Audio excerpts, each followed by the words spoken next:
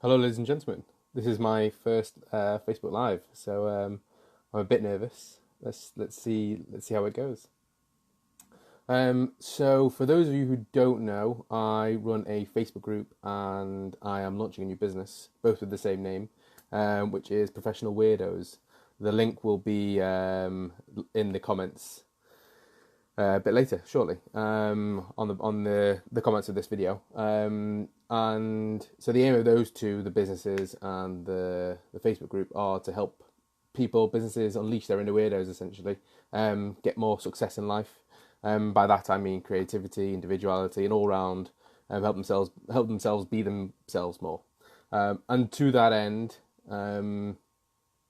my guest today is someone who, in my opinion, is a professional weirdo and has gone against the grain and created success for himself by doing so. So without further ado, I introduce John. Hopefully he's on with us. Or he will be in a second. Hi, Damon.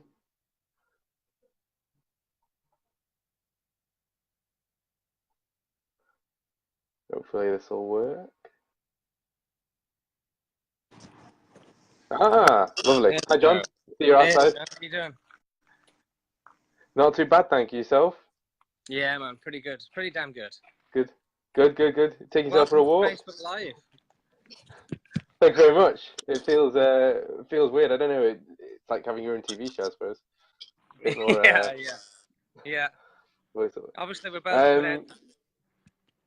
Exactly. Not faces for radio. So I haven't given you a proper introduction just yet. But basically, I know John through his Facebook group essentially, which is Charm Offensive, and I'll put the comments. I'll put the link to the group in the comments below.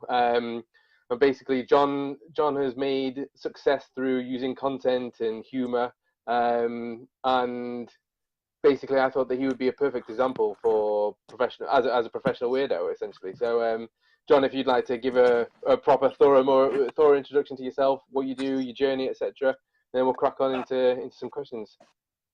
Yeah, yeah, sure. So my story. Um, I started this. I'll go further back than that. So I used to work at digital marketing agencies in London, and I did that for 5 years, and sort of quit my way to the top, moving from agency to agency, and then after running my own department for a year or so and doing well, I was like, oh, I think I could just run an agency myself. I think I'm ready for that. So I quit my job and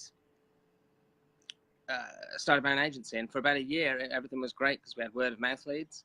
And I contacted all the, every supplier or freelancer client that I ever worked with, I contacted, and I got all of these leads. And for a year, that was fine. And then when all that ran out, I realized like, oh shit, yeah, I don't know how to open leads.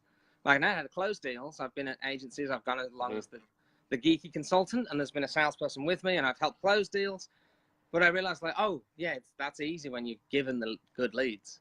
And that's when I realized like, oh crap, I'm a bit stuck here because I've got staff now and bills, and this is hard. My arrogance got the better of me, thinking I could do all this and it would be that easy. And then that's when I got desperate and I got drunk and wrote the most absurd cold email I could think of. And in the morning, still thought it was a good idea to send it to senior marketing people at some of the world's largest companies. And to my amazement, it worked. I got all these gushing responses. And my favorite one, there's loads and loads of them, obviously gushing ones, but my favorite one, and I always tell people this one, is it simply read, my colleague forwarded me your email and we would like to meet you to discuss opportunities.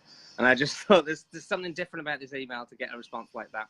And I just kept sending that email, and the more I sent it, the more sales calls I got and the more clients I got. And I could have I literally had to stop sending because I had too many opportunities. And then we won a massive client in Symantec, multi-billion a year company. And then we had to get them results. We had to get them PR coverage. For some reason, their agency PR people weren't doing very good. So I went into the office on a Saturday, emailed this very big publication called VentureBeat, got them covered using the same silly, charming approach. And that's when I realized, oh, you could use this for any ask. And I've used it since for obviously getting clients, getting journalists to reply, getting people to events. getting my estate agent to fix stuff sooner than they would normally, getting beta stuff, getting my friends as many job interviews as they want. For any ask, there's a disarming way of writing, and that's I realized that, and then it took even more a good few years before I realized, oh, this is what I'm good at, and that's when I started Charm Offensive. And then it was a little bit after that I started the Facebook group. I started telling people about my weird approach, and it just took off. It seems that a lot of people don't, you know, they want to be themselves. They want to write in a normal, more human way. And I think that and lots of other things is why I did well. And now I have the weirdest job. Like, if one thing I would say is weird is my job. Like, trying to explain to people what I do for a living now is harder than ever. But I love it. I absolutely love it. Yeah. And so, can you give us a flavour of what it was that was in the email? I mean, I can obviously suggest some elements of it. But yeah, definitely. What? There's because I never studied copywriting, so I didn't know what I was meant to do. Like, I now know about it, and so. For me, what I realized when I examined what's in the email, I was using joke formulas. Like, I wasn't using copywriting hooks. So I was like, oh, there's a comic triple there. And that's because I've always loved comedy, and I've watched stuff since I was very young, till like the early hours, American sitcoms and comedians and British ones as well.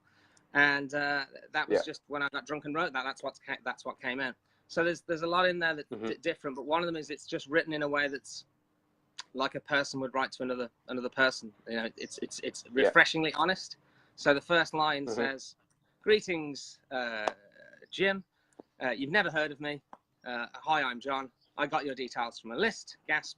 But hey, at least you're list worthy. That's got to be worth something, right?" So I'm just saying the most honest thing I can. Usually people would hide away from that and not bring it up, whereas I want to go in with the most honest thing I can. Or a line like, "I wanted to introduce myself in a way that showed I was interesting, witty, and clever. Alas, I wrote this email instead." And so it's just started in a way that's unusual for the world of business, and it followed with that. And it just every few lines there's a line that makes you laugh, and then you can pitch, and you can do a lot with humor. And there's a lot else going on in that email, but that I could talk about. Like, there's a really silly attachment. One of the final lines is, "I have attached a picture of a ferret that has been dressed up. According to the internet, his name is Colin. I trust this will charm you into submission. And then I await your profanity-filled response." So it's just cheeky and enough that when people are laughing and smiling when they're reading your emails or your letters or whatever, they're more likely to hit reply, and they're more likely to reply like a human, like a person, like no corporate jargon. And that's a huge advantage.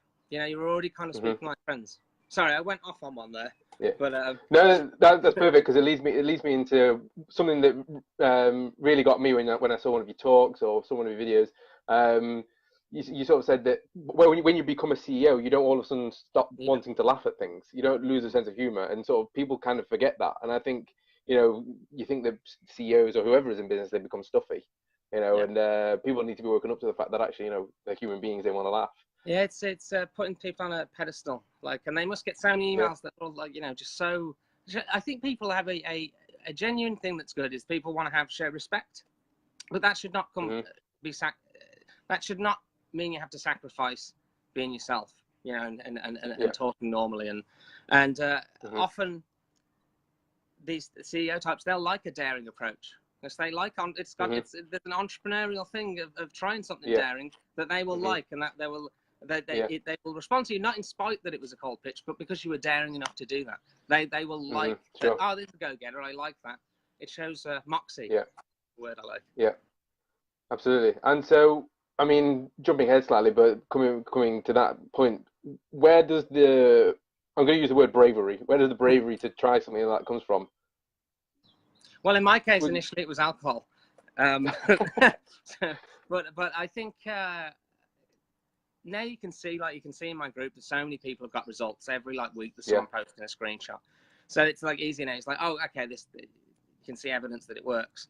So that should help, but. Initially it was that, but now it's just once I realized that, now I don't have to be intoxicated to, you know, write. I wrote most of the time. Sober. It was something that, you know, if I hadn't got drunk all that time ago, that one night, my life would be very different.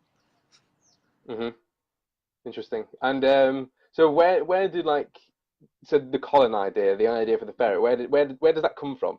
I have absolutely no idea where any of that came.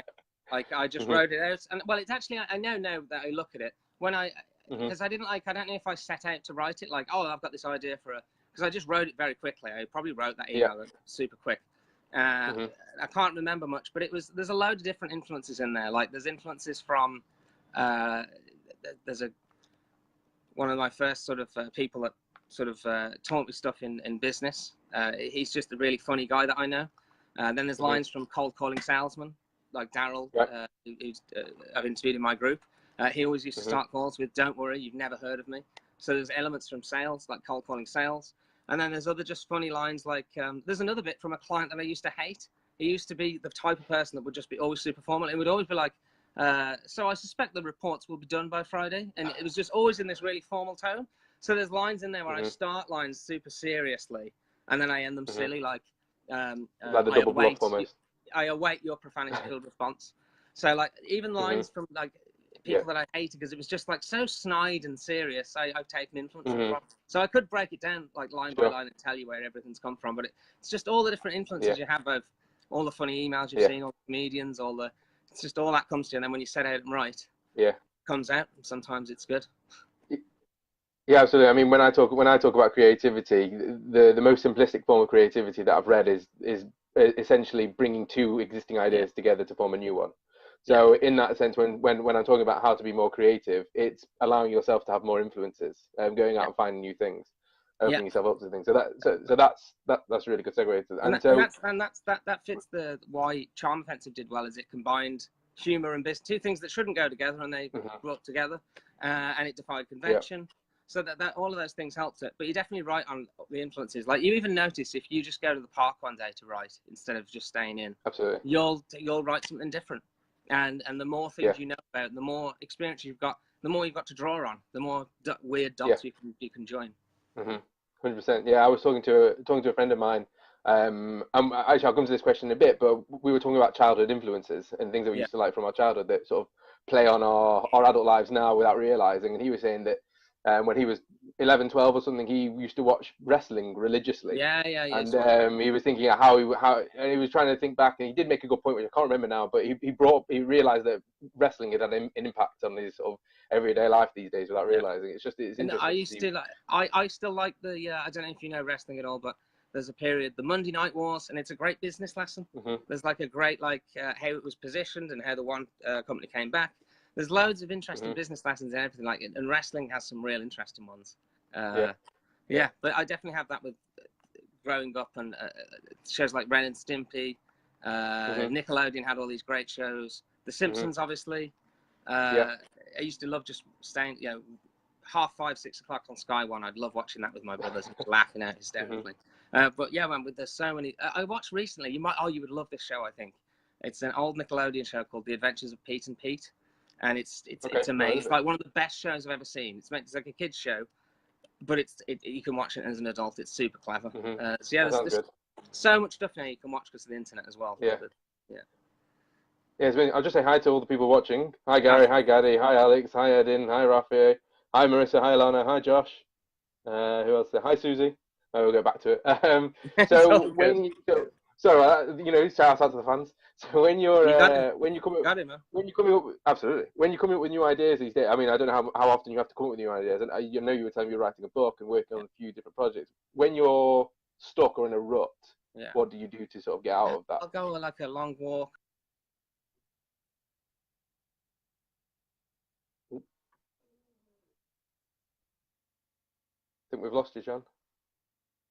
Might be me.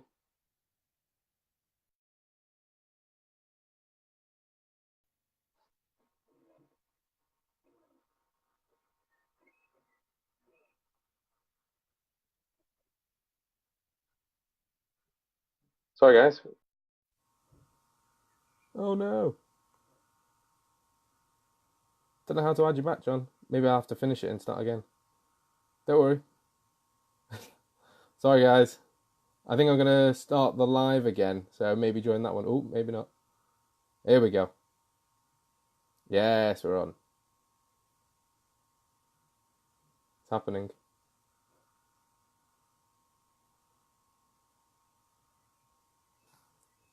Trying to add you, John.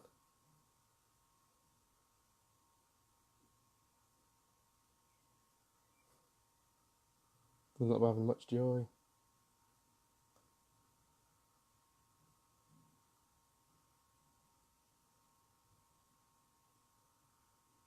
Oh no.